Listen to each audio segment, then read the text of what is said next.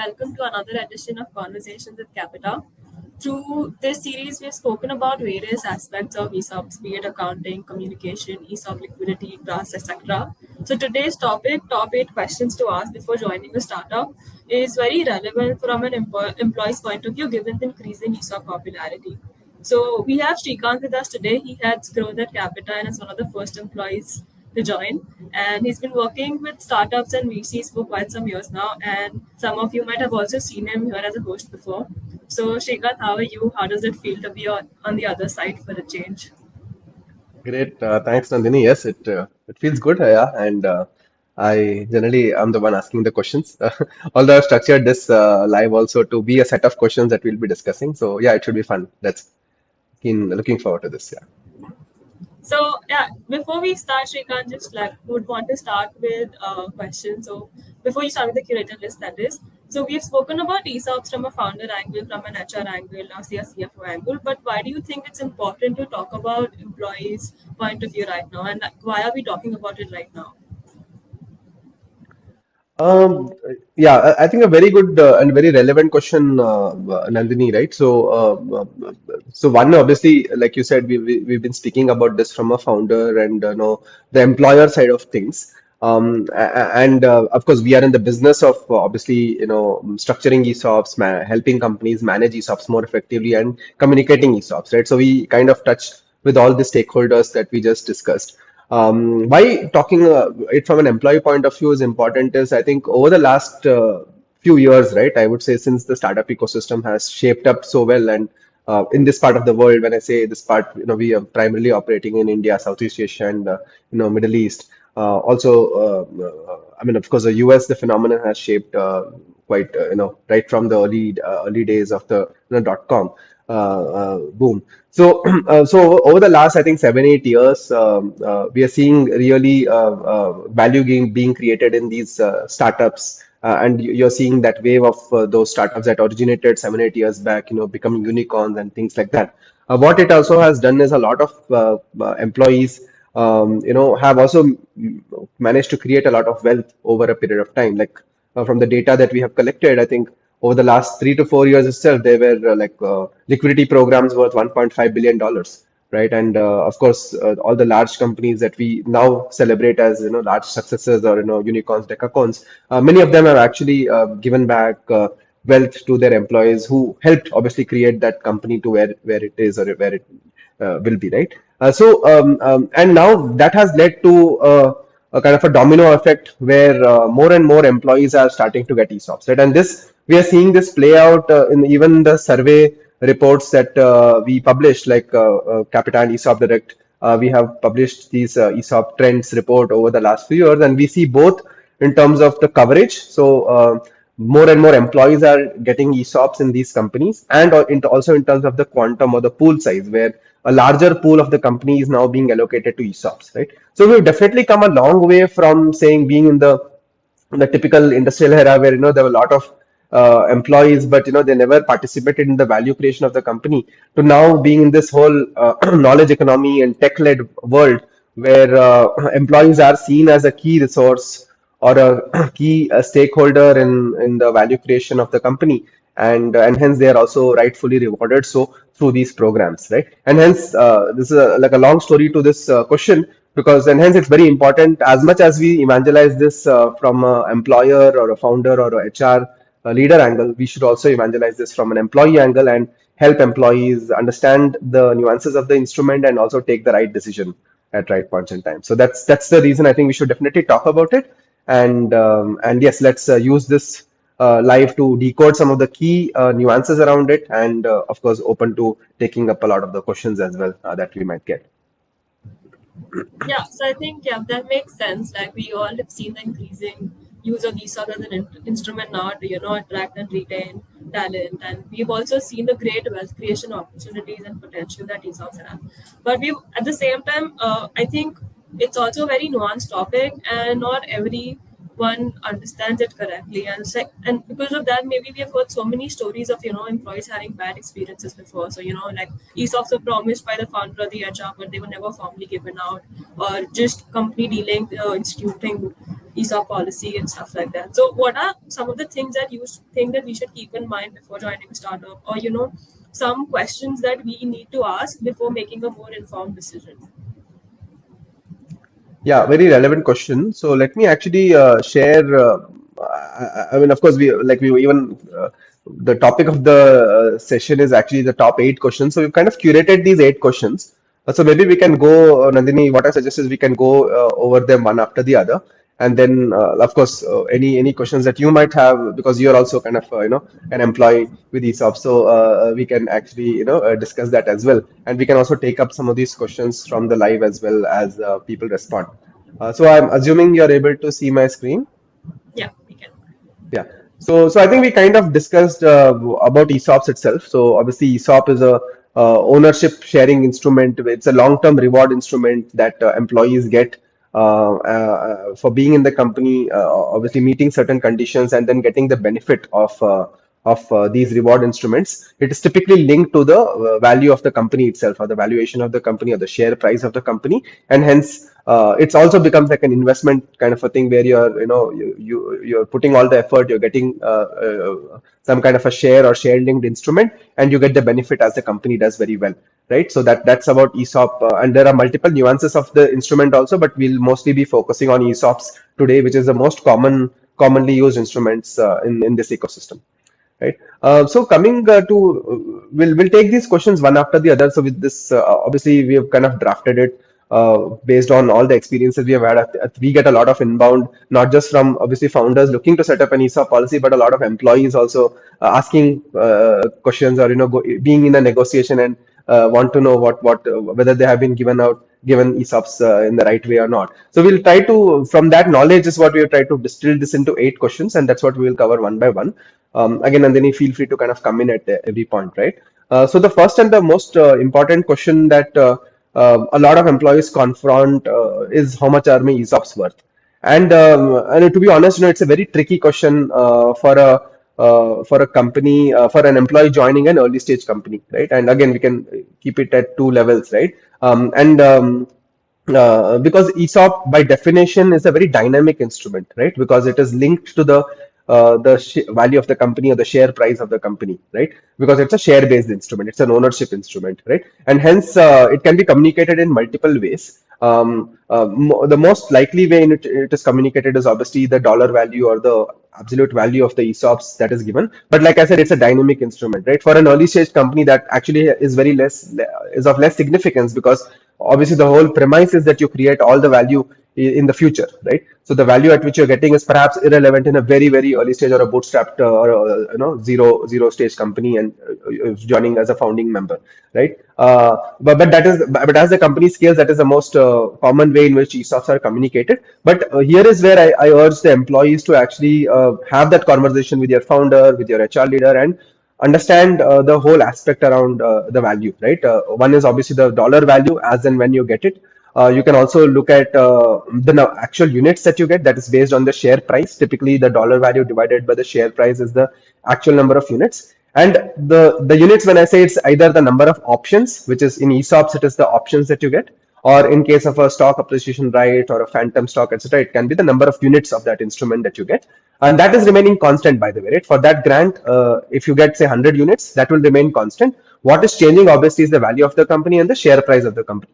Basis that you will actually derive what is the current value of my ESOPs, right? So definitely you need to know the dollar value of your ESOPs. You should definitely know the number of units you are getting, whether it is the number of options or number of units of that respective instrument. And in early stage company, it also becomes important for you to understand the absolute percentage of ownership you are getting in that company as well, right? Because that actually determines what is your value unlocking you could make. For example, if you own 1% in a company that becomes a unicorn, you can do the math and the kind of value, of course, subject to dilution and all of that, right? So I think these are the 3 dimensions which I think as an employee you should be aware around, the nuance around ownership and the ESOPs that you get. And if you're not aware of some of these things, you should ask these questions to whoever is hiring you. Yeah. So, Does Shrikant, just that make one. sense? Yeah, yeah. Yeah. So yeah, that makes a lot of sense. But just like one question here. So I know you mentioned something about these dimensions relating to early stage. Maybe you can elaborate on how do these differ for an early stage and say a later stage, and also maybe give an example to support the. Actually, yeah, that's a very good question, right? Because again, all these three dimensions don't play out with the same level of importance based on for all companies, right? So like you rightly said, and what I was also alluding to, for an early stage company, right? The value is not even created, right? So even whatever value you are being promised, it's more a hypothetical value because let's say you're just gotten together and 2 months into the incorporation, 3 months into the incorporation. So in early stages, actually, it will be very important for you to know the maybe the percentage ownership that you're getting, right? And your ESOP units will then be calculated from that.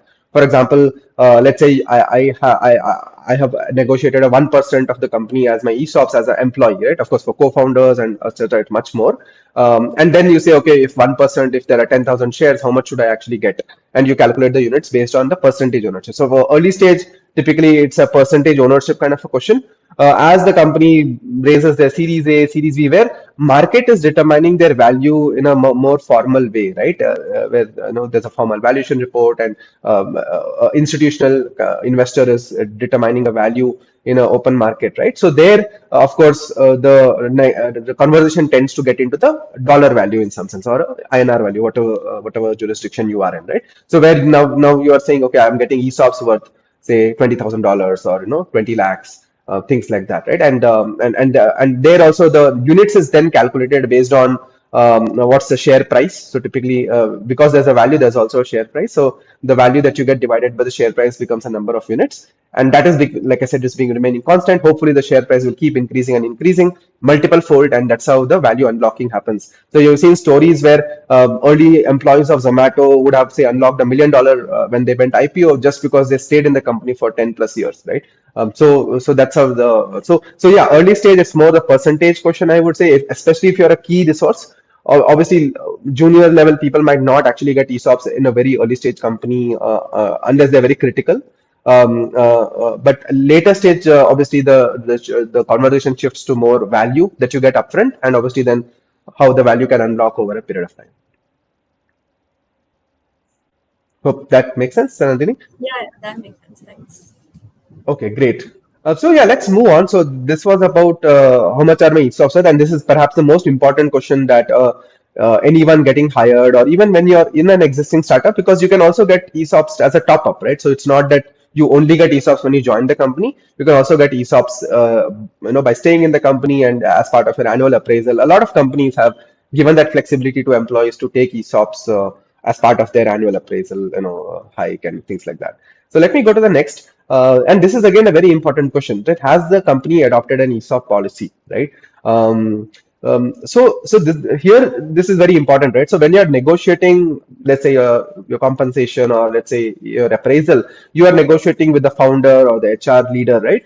But it's ultimately the company giving you the ESOPs, right? So there's a distinction, and hence that needs to be understood very clearly. And this is particularly true in many early stage companies, and we have seen a lot of inbound messages coming saying, hey, I was promised ESOPs, but I haven't got anything formal, right? So first and foremost, employees need to understand that a company needs to institute a formal ESOP policy or a scheme, ESOP scheme, which is typically manifested in a scheme document, right? It's a legal document which is approved by the company, which is the board and the company, typically both, right? So you obviously call a board meeting, the board approves it, and you also call a general meeting and approve it at a company level. So only once these formalities are done, and these formalities might differ from jurisdiction to jurisdiction. In India, of course, you need to get it approved by the board and the shareholders. And once this formality is done, is where the company is now authorized to give ESOPs in a formal way, right?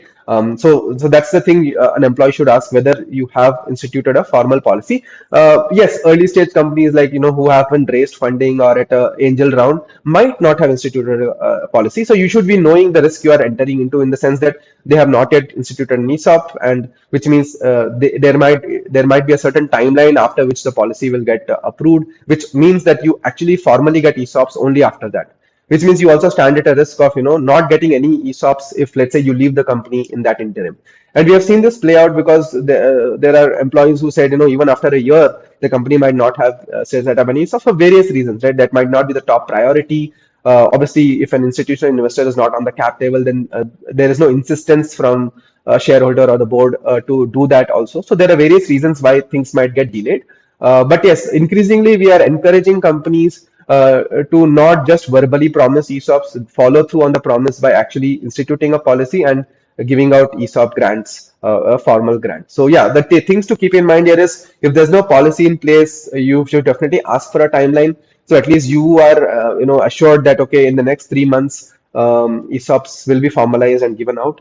And something that we'll also cover later on is you start vesting your ESOPs only once you get the formal grant letter, right? And that is when you actually formally got an ESOP, and that's when you start vesting. And in India, you have a mandatory 12-month vesting cliff, which means only when you start vesting is where your time starts, the click time clicks, and then the more you delay, which means the longer you will take to vest whatever ESOPs you're supposed to vest in that duration. So yeah, that's a little bit on this aspect around. So yes, whenever you get and you're negotiating out ESOPs, of course, negotiate on the quantum, the valuation, and all that stuff. But also ask a very simple question that whether the company has adopted an ESOP policy, and whether they give out formal grant letters. And if they're not, then ask for agree on a timeline so that you both are on the same page, so that there are no mismatched expectations that come out later and lead to a sour taste in the mouth kind of a thing. So that's about the policy. Yeah, go ahead, Nandini. Yes, and just on the policy, like one question, can you touch base upon what exactly is an ESOP policy in sense, like what all does it include, or what details can one expect to learn from Yeah. in the Yeah, no, good question. Because so, like I said, it's a legal document which covers the key aspects, which crystallizes the key aspects of the incentive scheme, right? Which is the policy, right? So most typical policies, obviously, they will obviously have the typical legal jargon, which kind of, I mean, which rightfully so, because it has to cover all the cases, etc. But typically, like definitely the number of options or number of units that the company is authorized to give out as ESOPs, right? That has to be approved. So ESOP, like I said, is an ownership instrument, right? Linked instrument. So you can't give out ESOPs indefinitely, right? It has a limit, and that limit is typically mentioned in the policy that up to so many options can be given out. There are rules related to vesting, like what is the maximum vesting period that is allowed. Some of them are mentioned in the policy itself. Some of them are given as a discretion to the NRC or the board as and when they give out individual ESOPs to the employees. Then there is obviously talk about exercise, whether employees can exercise their ESOPs freely, or there are some restrictions around it. What happens if they leave the company? That is extremely important. We'll cover it in detail later. But obviously, employees, they're not all employees will stay forever in the company. So what happens? What rules apply when they leave? Sometimes they can also indicate about liquidity programs that they wish to do in the future, right? So a policy is a nice 15-20 page document, which I definitely urge all employees getting ESOPs to take time to read, so that you get the key aspects around the program very clearly drafted. And so these are some of the aspects that are mentioned in the policy. But yes, there are many other aspects as well, like the typical legal clauses to cover all boundary cases and things like that, right? So I hope that kind of answers the question. yeah. So that's about the policy, and so definitely ensure that, or get assured that you have a policy or you have a timeline to creating that policy. The next important thing is, once let's say you know that the policy is there, then how do I get my ESOPs, right? Whether and there is of course the right way to do it, but obviously when you're loosely negotiating ESOPs and you actually join the company also for a long period of time, you would have gotten your ESOP in a particular way. For example, many of them just said, my founder just promised the ESOPs on a phone, right? Or I got it as a line item on a mail, as a line in a mail that I've got so much ESOPs, or it was also included as part of my offer letter. Right. But my point is, all of these actually, yes, they indicate intent and interest from the decision makers to give you ESOPs, but doesn't actually qualify as a formal award that you've got. Right. Like I said, they might have done all of that and not created a policy in the first place. That basically means all those promises are like indicating intent, but doesn't bind them legally from that standpoint. So that's where first, obviously, check the policy in place, and then if the policy is in place, they should definitely get ESOPs as a formal grant letter as a letter from the company. So typically it is in the letterhead of the company and obviously signed by an authorized signatory of the company.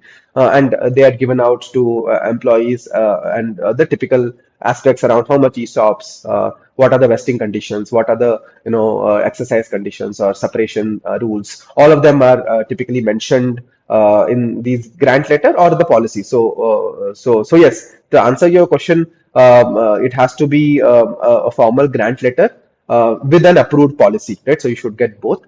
So definitely don't just go by a verbal commitment or a email commitment. Ask for the actual letter, which is signed by the company in their letterhead, and and yes, also ask for the policy when you get the letter, because the grant letter has to be read in line with the policy itself, right? Because many aspects it will refer to the policy. So you, to get the full learning about what you have been given, you need to read both in conjunction. So that's about how do you get your ESOPs. Again, if there are any questions, we can take them, or I'll kind of quickly cover all the other aspects as well. So the next maybe question that you go through is the exercise price of your ESOPs. Typically, this is the in the especially in the ESOP kind of an instrument, there is an exercise price. There are obviously other instruments like say RSUs or like even SARs, etc., where the concept of exercise price might not be there. Where you don't have to buy the thing in RSUs, you actually get it. Whereas in ESOPs, you have to actually buy the shares at that exercise price. So in this case, again, we see again two kind of aspects, right? So obviously early stage companies, and there is also a regulatory aspect here as well. So the country like India, like ESOPs, typically they have to be given at a exercise price. The lowest it can be is the face value of the shares of the company, right? So let's say the face value is at 10 rupees, the exercise price can't be lower than 10 rupees, right? In some jurisdictions, it can also be zero, like in Singapore, for example, where Qapita is headquartered, it's a zero. You can also have zero priced ESOPs.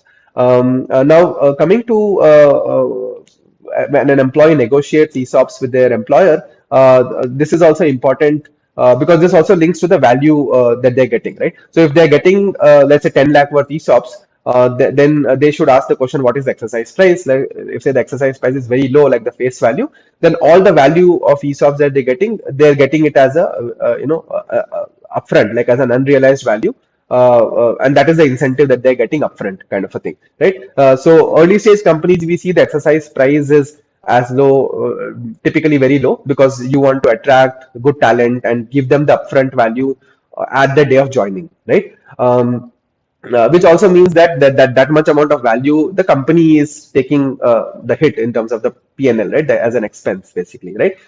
So basically the employee has to pay very zero or very close to zero price to acquire the shares whenever they have to exercise their ESOPs or options. Then comes obviously there's also the practice of giving the exercise price closer to the fair value or as a discount to the market value. So this we are seeing as the company evolves. Maybe they will tend to not give ESOPs at a like a zero price or a face value. Again, there have been cases that is also the practice. Again, depends on the retention strategy or the attraction strategy of the HR strategy of the objective of the company.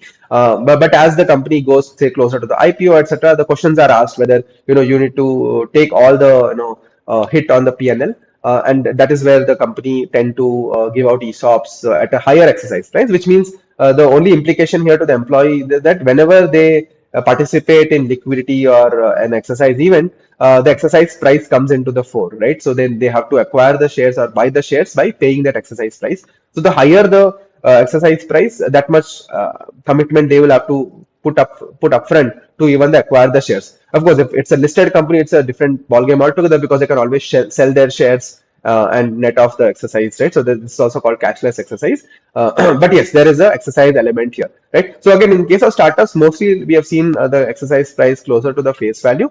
But yes, as they go closer to the IPO, there might be certain schemes or certain ESOP programs might have a closer to fair market value exercise price, right? So I hope that kind of answers. But again, this is an important nuance that you need to know. Again, understanding the concept itself, that it's not free shares that you're getting. You have to buy the shares after you meet the conditions. And what are those conditions is what we'll cover in the next question. Any questions, Nandini, or can we continue?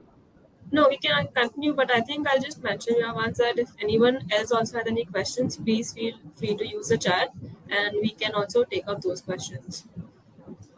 Yeah. Perfect. Yeah, yeah. So yeah, feel free to use the LinkedIn chat.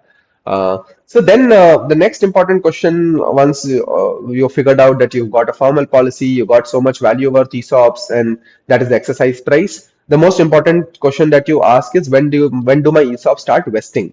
Now here again, vesting again sounds like a very technical term, but you just replace vesting with earning, right? So basically, vesting is nothing but earning your ESOPs or earning your right to buy the shares or earning your right to participate in the wealth creation of the company, right? Vesting typically there are two different aspects in which vesting can happen. But only when you start vesting is where, like I said, you can either buy the shares or you can participate in liquidity program and so on and so forth, right? So it's very important when do you start vesting. Because let's say you got all ESOPs as of today, but if you haven't vested, then basically you haven't gotten anything. And so until you start vesting, you can't participate in liquidity or you can't buy the shares of the company where you get the upside eventually, right? So most startups in India or in this part of the world have like a time-based vesting that we see. At least all the upfront program schemes, the ESOPs they give out are more time-based. There are also cases where companies give a performance linked also as an added incentive to their employees. So it's both in some sense. So they get obviously by staying in the company for that much time, they will vest so many ESOPs. But if they achieve certain milestones or some performance conditions, they will get an additional set of ESOPs, which perhaps might also be structured to really reward them in a very meaningful way, right? So both of them are important. The most important thing as employees you need to understand is when do you start vesting. Like again, this kind of links to the policy discussion we had, that let's say if the company doesn't have a formal policy itself, then obviously even though you have been promised ESOPs, you don't start vesting it because you formally haven't got the ESOPs, and you only start vesting after you formally get the ESOPs, right? So many times you have seen a company has promised, but they have set the policy after a year, which means you also start vesting after the year, right? Because that is when you actually get your ESOPs, right? So this is something, this can be a bone of contention, especially when you have a scenario like a mandatory cliff of 12 months, etc., which means you will actually get a right to participate in the value creation or liquidity, etc., only once you get after 12 months of getting your ESOP. So let's say your policy itself is getting drafted delayed, then you vest later, and then you will be able to participate only after a certain period of time. And especially if companies employees are leaving the company in that interim, that where it becomes a slight bit of an issue, right? Because you've been in the company for long enough, you were supposed to get the ESOPs, you got it late, and because of this technicality of vesting, you are not able to unlock the value, right? So there are obviously workarounds there. There, like some things can be settled in cash, or let's say when you actually get the first vesting, you vest proportionally all the ESOPs as if you've been there in the company, which you are actually for the last whatever 18 months, 24 months, for which you are supposed to vest, right? So those adjustments can be made in the way the grant will be structured. So of course we can help you with all of that. Let's say if your company is dealing with a provider like us, right? But yes, that's extremely important that when you start vesting and what's the vesting schedule, which I think is the next question. So we'll quickly cover that also. So how do my ESOPs vest? This also is extremely important. So first is you need to understand the vesting period, right? Like I said, it can be 4 years. Typically, I see on an average it's 4 years. In some cases, or in some category of employees, the company can be more generous and have a 3-year vesting. There are also companies that give a 5-year or a slightly longish vesting period. Again, depends on the objective of the company. But most on a median basis or an average basis, it's a 4-year vesting, and most typically you see it at a time-based vesting, right? So schedule is a time-based, so either it's a 25% each year for 4 years. But also now there's a nuance of frequency, right? That obviously the first year it's a mandatory cliff, so 12 months. After 12 months, you get 25% if it's a 4-year vesting. And then it is the choice of the company to decide on how frequently they want to vest. Obviously, many companies in the past, say 5, 6 years back, it was an annual vesting. So every year you vested only once, which means let's say you leave a company, say after 11 months after the first vesting, you wouldn't get the value for those 11 months because the vesting anniversary is happening after the 12th month, right? But now employers are becoming more friendly, so they have also giving quarterly vesting or a half yearly vesting or even a monthly vesting. In fact, there are a couple of companies who also give daily vesting, right? So that also comes into perspective. So that is considered more friendly also because obviously there's a flexibility of employees to leave anytime, and yet they get the pro rata or proportional ESOPs until then, basically. So that this is also something important to know. Again, some companies that are giving more frequent vesting are also more vocal about it. They will obviously, their HR leader or founder will talk about it in social media and things like that. So you can keep an eye on that as well. So I think we have a question. So Uh, yeah, yeah. yeah. So So I think so good question, Shweta. Yeah. So typically the exercise there's definitely an exercise period that is mentioned in the grant letter linked to the policy. So typically that is the official period in which the shares the options need to be exercised. And beyond that, obviously the options get expired, right? So typically it is beyond the vesting period, right? If the vesting period is 4 years, the exercise period is obviously after that. Typically it is linked to the term of the policy itself. But mind you that these are things that can be amended by the board, right, over time, right? So let's say if you set up an ESOP policy for X period, like 6 years, but then you continue to those, you can obviously extend some of these periods, obviously subject to the board. Ultimately, it comes down to, are you being fair to the employees? And there are two angles here. One is obviously expiry period after you leave the company. That is a very critical thing, and I'll cover it in a very specific point. But there is also a general expiry period that a grant will have also, which is linked to the policy itself, right? So that is also important. But the most important thing is once you leave the company, because your formal relationship of employment ends. So what happens to your vested options? There is a period called the post separation exercise period, right?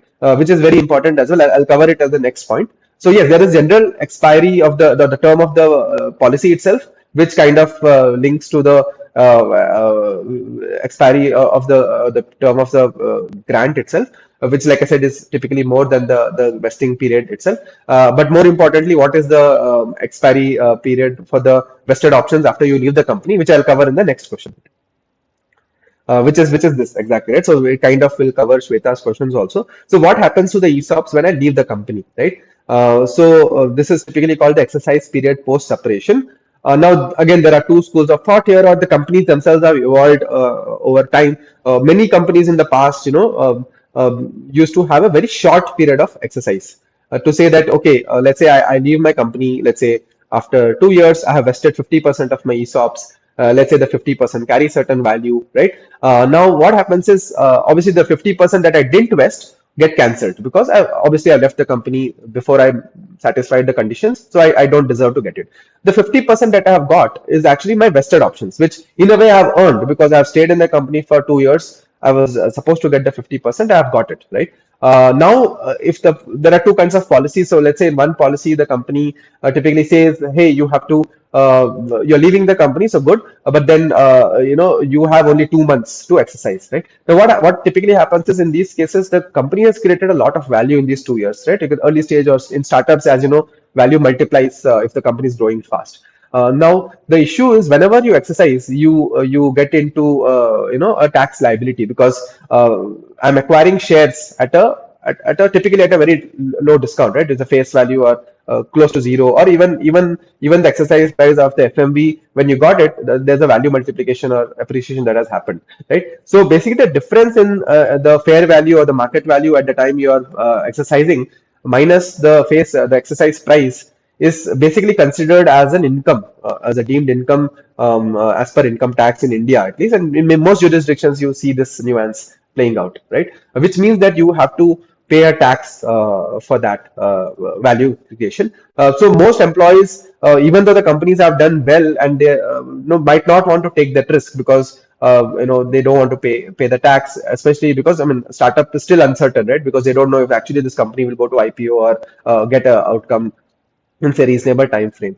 So this is where a smaller exercise period becomes a very dilemma situation for the employee. And most likely, I've seen a lot of employees in 5 years back, they have actually foregone their ESOPs because the exercise period was very small, like 2 months, 3 months, likes of that, right? And now you're seeing a lot of companies on the other end of the spectrum giving a longish period, like 5 years. Definitely, a lot of companies are doing 10 years. Also, I've seen some companies have also gone beyond that and say, as long as the company is there, and we will honor these options. So in even indefinite period to exercise or participate in liquidity programs in the future. So, for example, recently you have seen cases where, say, Flipkart announced, or even say Swiggy, or these companies, they also make it a point to say that even employees who have left the company can come back and participate in the exercise liquidity event for their vested options, right? So these are cases where maybe the vested period might be the exercise period post vesting might be a long, much more longer period than a very short period. So just wanted to bring out these nuance because this is very extremely important. So if any employees are listening in, this becomes a very key criteria that might factor in your decision making. Having a very short exercise period might mean that even though you put in all the hard work and earned everything, there might be a case where you might forego the ESOPs because you just are not able to pay a large amount of tax as you quit the company, right? And if it's a long period, then of course you keep the optionality of flexibility, and when the company does a formal liquidity program, then you can participate in it, which a lot of new age companies seem to be doing and communicating also openly in the market. I hope I kind of answered both the questions, but this is a more critical question that we see a lot of employees confronting. And even HR leaders and founders have taken cognizance of it and coming out with policies which are more friendly in that sense to employees. Obviously, the intention is to get the best talent to you, right? And if this is what it takes to get the best talent, then you might want to tweak your policy accordingly. The last point, maybe, and we can discuss some other questions later as well, is what is a liquidity buyback policy? Now, again, I put this as a question on purpose, but also would like to caveat that nobody will actually come and say, hey, this is the liquidity policy, right? Nobody will give you because again, liquidity itself is an event very difficult to predict because the company itself, we don't know how it will grow. There's a lot of uncertainty involved in startups, right? But I would replace a policy with a more intent, right? What is the intent of the company to give out liquidity? This also should affect employees' decisions, right? Because let's say a company is doing a sequence of liquidity programs, which means that let's say you get ESOPs in that company and you vest those ESOPs, more likely the chance that you can unlock the value in those companies, right? Because they have a history of doing these liquidity programs. Or even sometimes you see the founders being very vocal about giving liquidity, and typically these could be second-time founders or founders who have actually tasted value from ESOPs in their previous stint. You see them being very vocal and say, I also really feel that employees should make that value over time. Of course, it's not ESOPs are not to get instant gratification, so it's not a bonus or a salary. But then, let's say reasonable time frame, like 5 years, 6 years from now, we for a company that is starting today, there should be a reasonable opportunity to get liquidity. So as a prospective employee, who's getting hired in these companies, you should ask these questions. One, of course, you can look at evidence from the past in that company whether they have done these programs, which is a very good assurance. But if not, then you definitely ask the HR leader or the founder on what their perspectives are. How do they think about it? What are the different ways in which they can provision liquidity? Because ultimately, like these instruments, the proof of the pudding is in the eating, right? In this case, it is liquidity. So are the employees getting opportunities? And wherever we are seeing the companies giving out these liquidity opportunities, employees are going, they might not even sell because they realize if, I really believe in the company, and I would much rather keep my options in this way so that I can get a much more multiplier value later on in the company, and that is also a very very satisfying feeling I hear from a lot of founders and say, hey, we did these liquidity programs, but say half of my employees didn't exercise, or half of so many percentage of my employees they maybe only opted to surrender 25% of their vested options because they really believe in the company and they want to unlock a value, because at the end of the day, ESOP is also an investment the employee is making into the company, right? So if they really believe in the value of their company, why wouldn't they stay invested in such companies? So this also is a good signal to founders, HR leaders, on what the employee mood about their own company is, kind of a thing, right? So yes, that's a little bit of a nuance around liquidity. So yes, these are some. Of course, there are many more questions around it, but I think these are some very important questions. I think as employees, you should consider. You should have in your consideration, and you should get it answered. In your discussions. I will not cover much on this because this is not really in the scope, but I will leave you with this that obviously in an early stage company, etc., the how much part is really negotiable, right? It can vary from anything to anything kind of a thing. So this is where you go into various considerations. Obviously, a stage of the company, which means you're taking a higher risk, so you can negotiate larger component of ESOPs. Your role also, right? Obviously, you are a core value creator for the company. The proportion of your ESOP should be much higher. Your opportunity cost, many times, if you're joining an early stage company, you are obviously foregoing, let's say, the market salary that you're getting. Right, but then you should definitely be compensated more on the ESOPs for that, right? And many a time you can also do this, and this works for both employees and say HR leaders or founders, that you really calculate the end game, right? Let's say I get so much ESOPs. What if in an optimistic scenario? What does it mean? And you can then benchmark with some success stories you have seen in the market, right? So early stage core member, how much maybe they should unlock at the time of IPO or liquidity, right? And then you can work your way backwards to this is the kind of options I might want to give today, and you can also stagger it over time. The HR leaders can also say that we can give continuously give you ESOPs over time, and get to that objective, or that maybe a number that both the employee or the employer might have in mind, right? And of course, like as I already discussed, the terminology is kind of a thing. Last but not the least that I wanted to cover was some other best practices. So definitely use of systems. Increasingly, as companies uh, I'll talk about clawbacks. In a way, clawback is something I covered a little bit in the thing. I'll touch upon clawbacks. But yes, other best practices definitely use systems, especially if you have more than 15, 20 ESOP holders. It starts becoming unwieldy to manage on spreadsheets and grant letters. It's not engaging. There's no communication happening. So all the onus completely becomes on the HR person to manually do that. That becomes a little bit of a challenge. So that's why you have systems like Qapita, where you bring that clarity, that trust, and even employees, because we say we deal with 2,000 companies now, right? So employees coming from a company which uses systems to going into a new company, it brings that element of trust that hey, you're serious about it, and we are getting something which is more formal, and everything is signed and put in the software, and then we also see the value creation happening. Like we have pioneered a very unique concept called equity payslip, where over a period of time, like the employees can also see how their value creation is reconciled or coinciding with the company's valuation, right? So those things. Also, some best practices is obviously grant letter is a must, no doubt about it. Periodic town halls, which basically indicates the intent that founders or HR leaders are going out beyond their usual formality to make educate about ESOPs, tell them about value, which means they are very serious about their ESOPs in their company and the fact that it will create value for yourself. And then of course innovative ideas like equity pay slip, etc., help drive retention. So these are pretty much things I wanted to cover. So one question on the clawbacks, very important question. So I did discuss that when you leave the company, there's a certain treatment that is administered for these ESOPs. The clawback typically comes, and this is also like when you leave the company, there are various reasons why you will leave, right? So obviously it could be a resignation, right, where the employee is indicating that I want to move on. It could be a termination, right, and it can be a voluntary termination where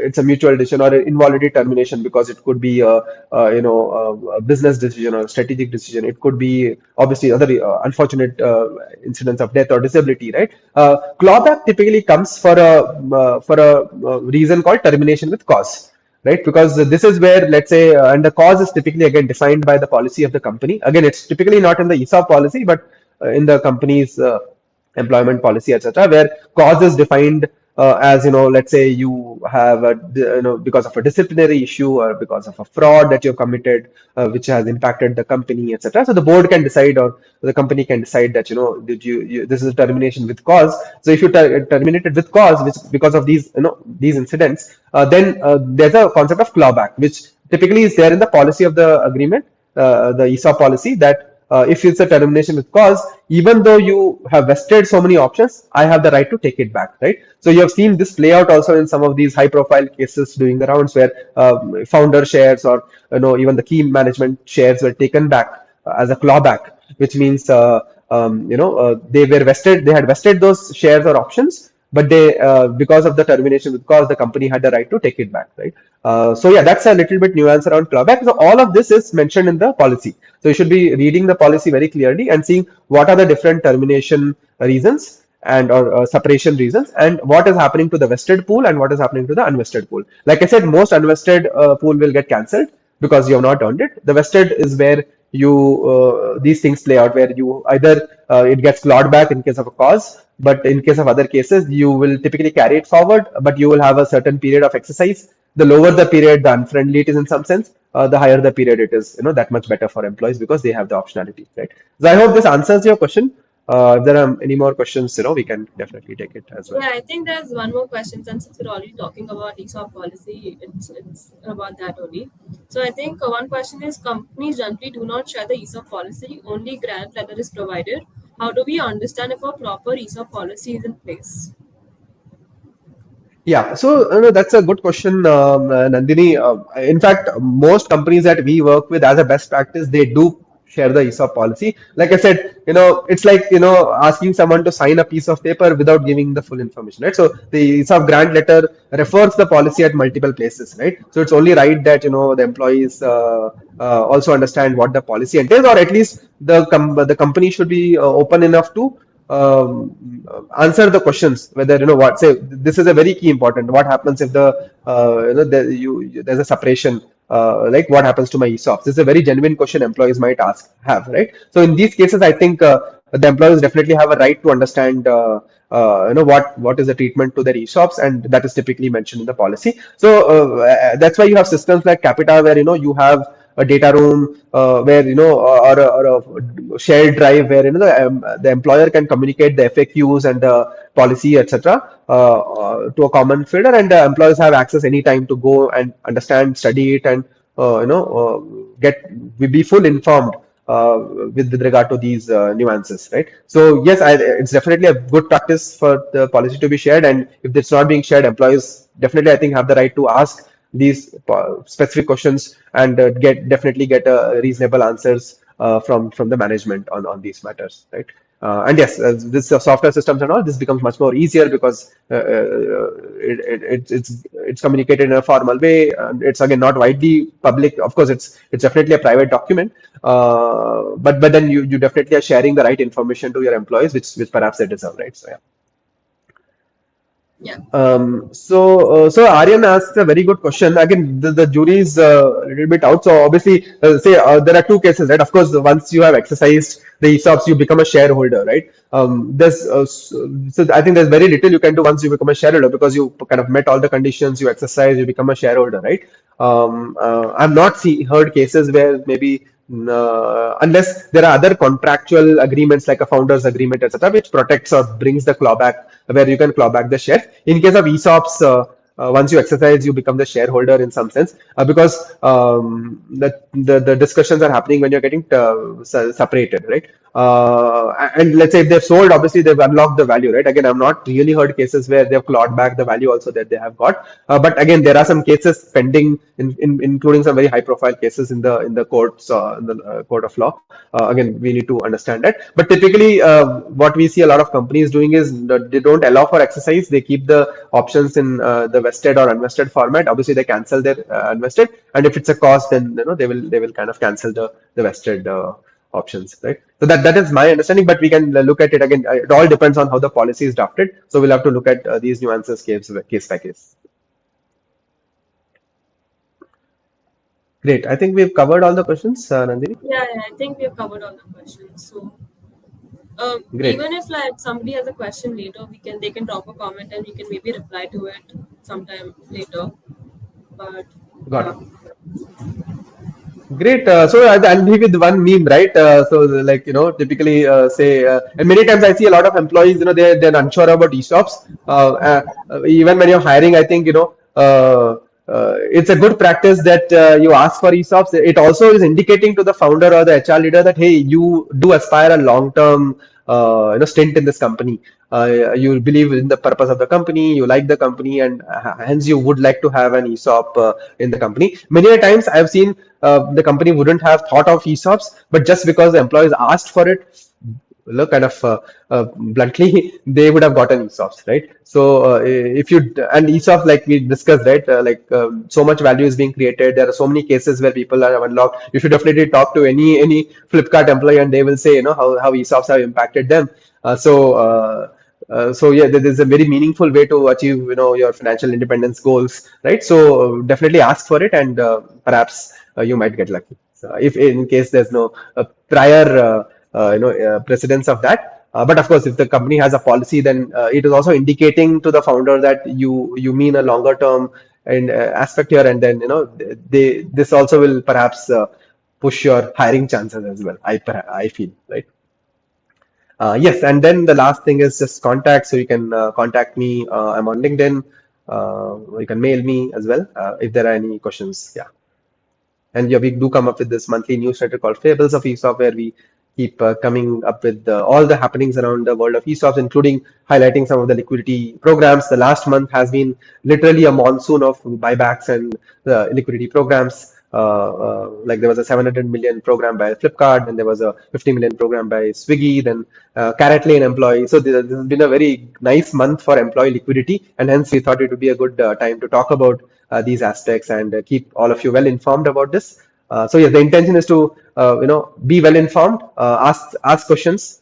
Only then you get all the full picture, and hopefully you will participate in the value creation that you in your companies and make some wealth for yourself as well. So anything else, Nandini? No, I think we've covered all of the questions. So I think thanks, Shrikant. Some of the questions are very relevant and like I think important to ask as well. So yeah, it was a great session. Thank you for taking out time for this as well. And yeah, I think we can. Wonderful. Thank you. This was a pleasure. It's good to be on the other side for a change, and we look forward to having more of these conversations. So, if there are topics that you think we should cover more, there's like taxation is a very different topic. We didn't cover much on that. I did allude to it a little bit.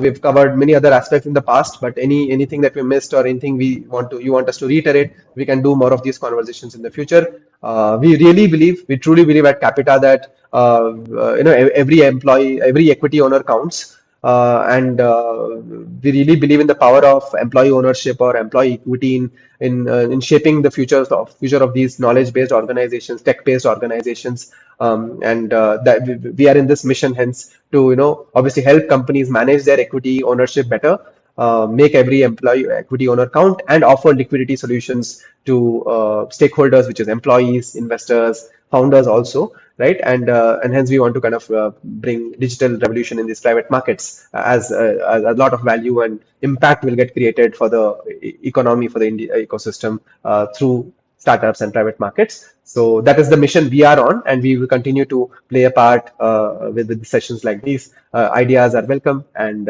yeah, thanks all for those engaging questions and also being with us for almost an hour. So thank you everyone, and thanks Nandini for hosting me, and look forward to more of these conversations hosted by you. Thanks, Shrikant. Thanks everyone for joining in.